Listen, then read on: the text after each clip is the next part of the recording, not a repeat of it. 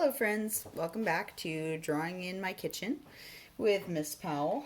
Today we're going to begin shading our curly Q. Now you need to be in the same place you were with your curly Q, hopefully in as close to the same position as it was before. This is tricky to do, but it is really important to have it be as accurate as possible. When we're shading, we're going to look at our curly Q and kind of squint at it a little bit and figure out. I like to start with some of my darkest darks. So as I look at my curly Q, I notice that I have a really dark area right here in this part of the curve and a really dark area around here because my light is coming directly from above. So I have some darks here and some here, but I'm going to begin with that. Now remember, when we're doing our shading, what we want to be focusing on is trying to make it as even as possible. I'm using a high B. So as high a B as you have, a 6B, a 4B, whatever it is. I'm using an 8B because I happen to have one, but I'm coming and lightly using my circular sort of motion to lay in some of those dark areas and make it feel like it's all one even shadow. I'm spending as much time bouncing my eyes between the curly Q itself and my drawing, because I'm not trying to draw what I think I see, I'm trying to draw what I actually see. So I see this nice heavy shadow, and I can come back over in some of these areas and smooth it out. It's nice, even, heavy shadow. Now there's a little highlight that I'm going to leave.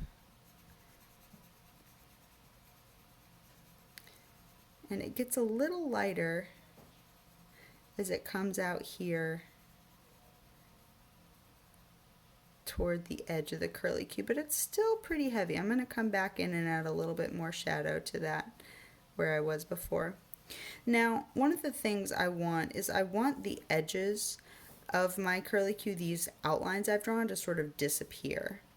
They have to be there to begin with so that I can see where I'm drawing, but things in real life don't have edges. They don't have black outlines sitting around them if you look, at where the curly Q ends. In fact, some of the edges seem to be lighter than the things around them.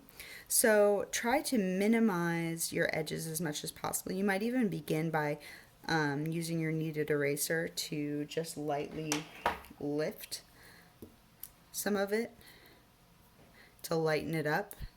So it's still there, but maybe it's a little bit less prominent.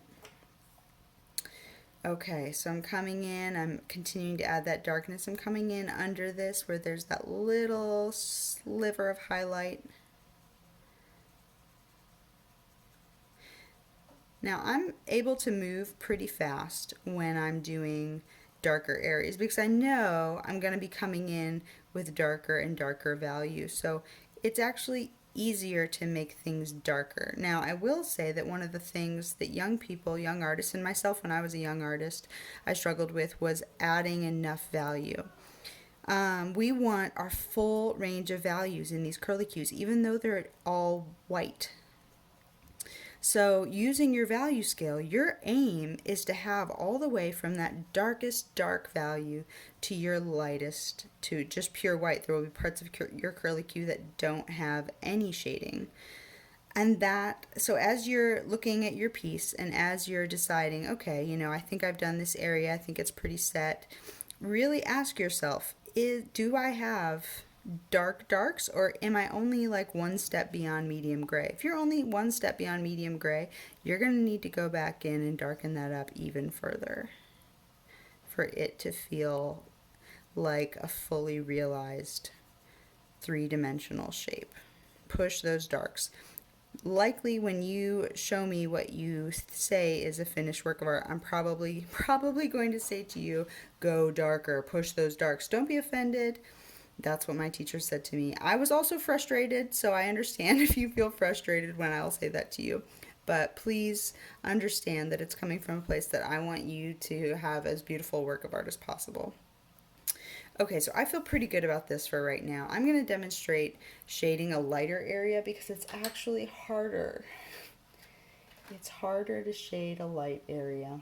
So let me find my 2B or my HB